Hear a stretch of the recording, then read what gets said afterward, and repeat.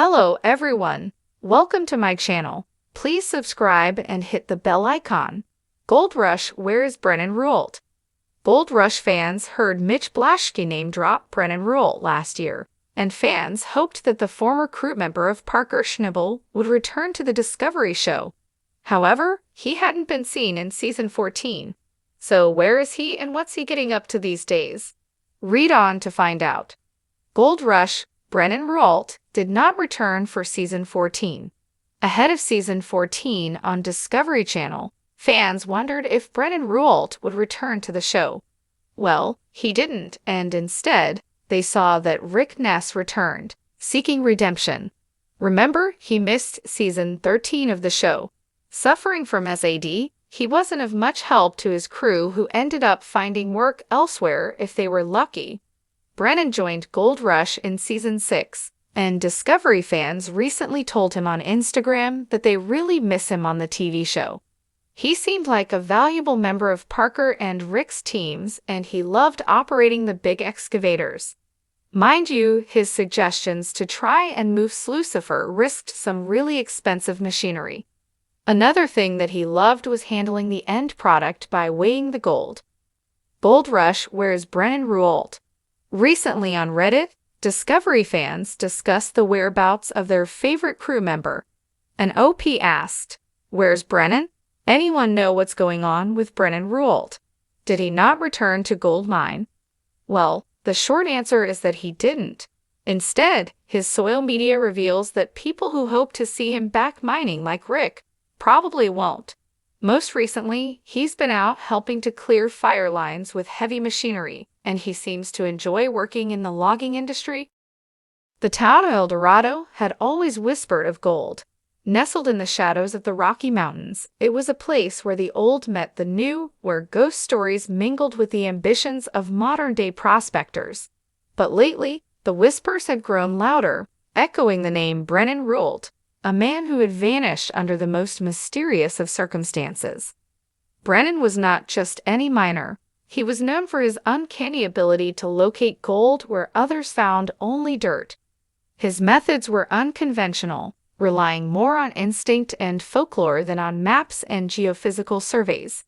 He claimed to have a connection to the land, an almost mystical bond that guided his pickaxe to the richest veins. To many, Brennan was a legend, to others, a fool. Yet no one could deny his success. The last sighting of Brennan was in late autumn. The air was crisp, the trees ablaze with fiery reds and golds. He had ventured deep into the mountains to a place locals called the Devil's Basin, a treacherous, uncharted area feared for its steep cliffs and sudden rockfalls.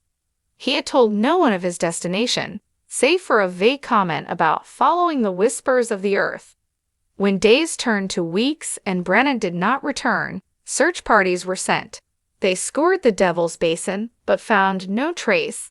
Brennan Ruault had vanished as if swallowed by the mountain itself. Theories abounded. Some speculated that he had struck it rich and fled to start a new life. Others believed he had met with foul play, perhaps fallen victim to a rival prospector or the wild creatures that roamed the area.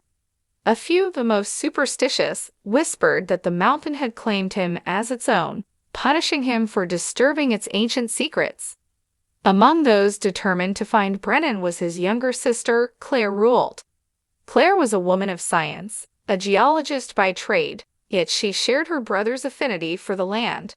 She arrived in El Dorado, determined to uncover the truth. Her arrival reignited the town's interest in the missing prospector. Together with a group of local miners, Claire organized an expedition into the Devil's Basin, prepared to face whatever dangers lay ahead.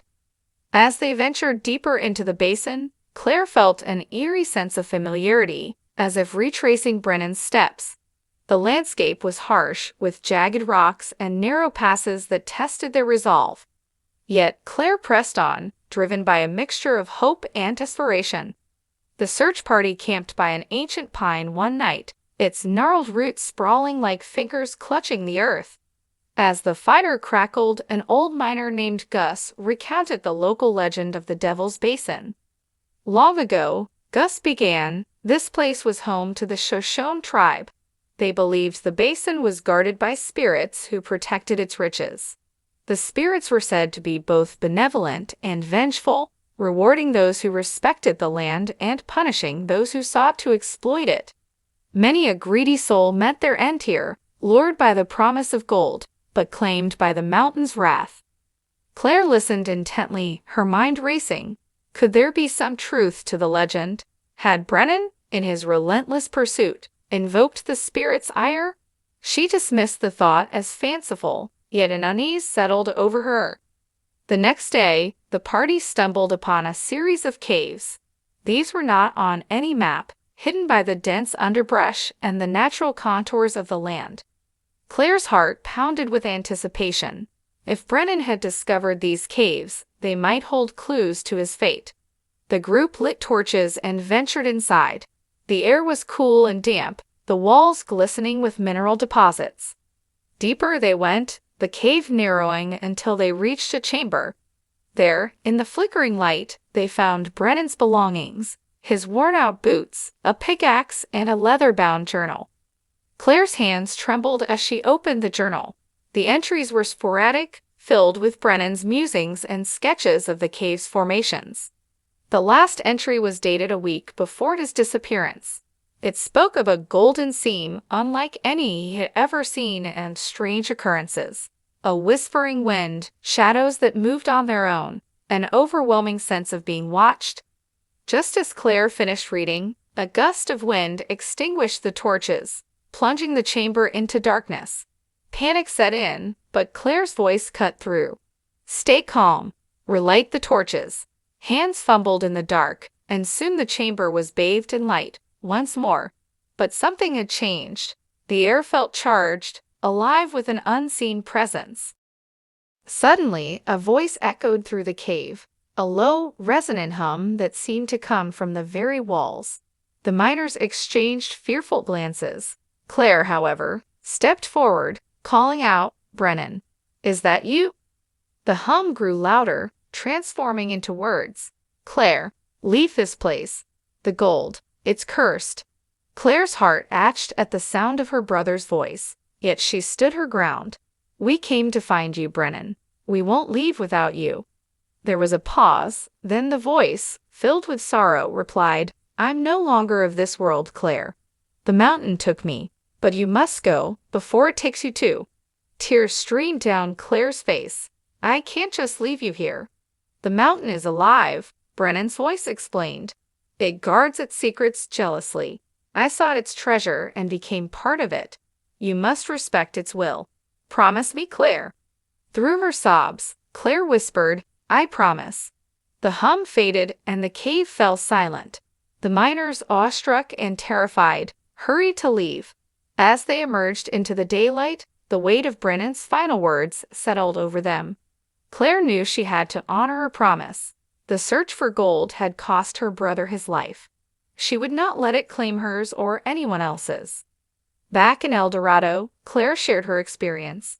The town, moved by her account, agreed to respect the Devil's Basin as a place of memory rather than exploitation. The legend of Brennan Ruault grew, not just as a cautionary tale, but as a testament to the delicate balance between man and nature.